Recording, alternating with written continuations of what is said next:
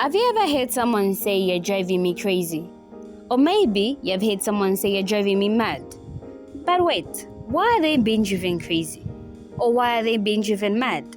Is there a car in their head that's being driven mad? Or a car in their head that's being driven crazy? That makes me think of something. I've heard of a psychological theory that states a car in your head. Now come along with me. Let me explain to you why people use terms like you're driving me crazy and you're driving me mad. So, when someone says you're driving them mad or you're driving them crazy, this is what it means. It means their brain is a parking space and there's a car in their head. And the car is being driven according to how that other person is driving their car. This also makes me think of something. Why is another person driving someone else's car? Isn't that illegal? But now, let me talk about the main business. So, this is the main thing. So when someone says there's a car in your head, it means there's a parking space in your head. And everyone has this parking space in their head. So the people who are close to you have cars in your head. They drive you in a certain way and they drive you in a certain direction. For example, my mom. I'll give an example of my mother. So my mother drives me in a certain way. There's some times where she's sad and I also feel sad because she's driving my car in the saddest manner. And then when I'm happy, she also feels happy. So meaning I'm driving her car in a happy manner. So now this makes me think, what about those people who are heartbroken? Or what about those who go through heartbreak? Meaning someone is driving their car in the wrong way. So now listen. There are certain people who drive a car in your head. By a car. This is just a theory. I don't mean a real car in your head. That would be so crazy. Like imagine having a BMW in my head. That would be so crazy.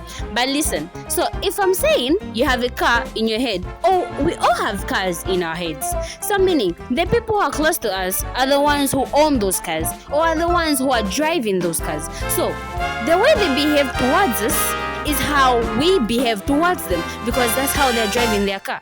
But you know, there's some cars which are automatic and there's some cars which are manual. So what if your car is automatic? Someone just has to press that button and it just goes wherever it feels like going. So now listen. There are those self-driven cars where you just have to press a button and the car starts going wherever you want them to go. So there are certain people who enter your car and press that button and drive you in the way that you don't want to be driven. So there are those people who now enter your car and drive you in a way that you want to be driven. So now let me explain this for those who are going through heartbreak. So this is the thing. If I say there's a car in your head, meaning there's someone driving that car in your head. So meaning if you've been dating someone for like 15 years, meaning they've been driving that car for 15 years. So in a case where someone has been driving a car for 15 years, it's very hard to just stop driving it and just forget about it because you're used to that car. So you're used to driving that car. You know how that car behaves. You know that when I press this gear, this is how this car will move. When I do this is how this car will move. So when someone else tries to drive that car, it just feels weird. It just feels abnormal because they don't know how to drive the car. So that's the same thing. When you're heartbroken and someone breaks your heart, the first thing you think about is suicide. Because imagine someone driving a car they have never driven before. And imagine having someone who has been driving your car so smoothly, so well, just walks away from it and just leaves it there stranded. And anyone can just kill it. No wonder a lot of youths are committing suicide because they don't know that they have a car in their head. And whoever they're allowed to drive that car drives it in a way that they want to be driven. So now let's talk about the other part of this. So, if there's someone who makes you happy, this is how they drive your car.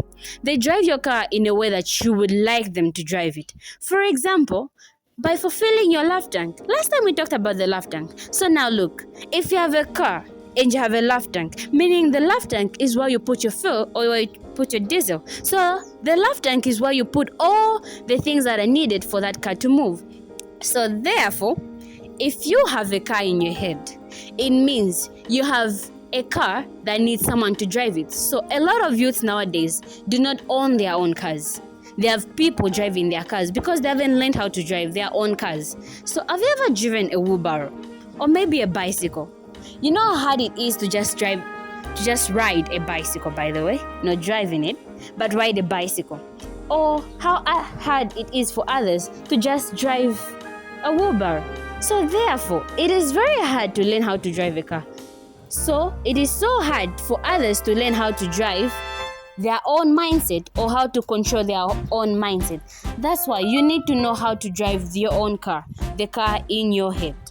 So in accordance to life, if we talk about a car being driven in your head, it means a car is you and your mindset. So your mindset, whatever your mindset partakes, is how you behave towards something. So your mindset is like a car.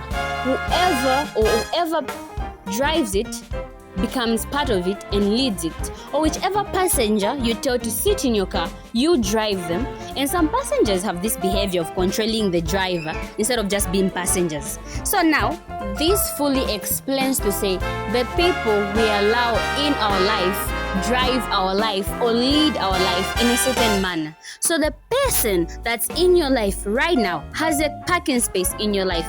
So this even concludes to say we all have cars in our heads and we just have to learn how to drive our own cars. We just have to learn how to motivate ourselves. We just have to learn how to live a life full of happiness for ourselves, not for others.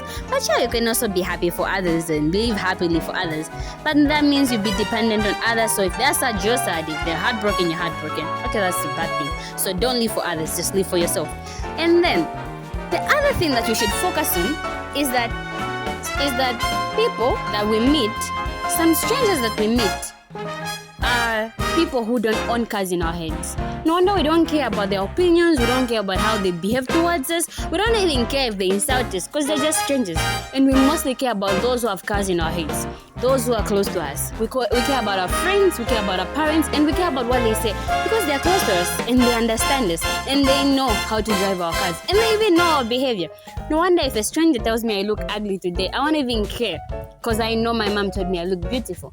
So therefore, don't care about what strangers say to you. Don't even care about what they comment about you. Okay, unless there are those comments, okay, you know you smell bad and the stranger tells you, oh, you smell bad. Okay, those are comments which you should take into consideration because bad smell is evil. But if a stranger says a bad comments towards you and they don't know you, you don't have to care because they don't own any car in your head. Therefore, you only focus on the cars which know how to drive themselves.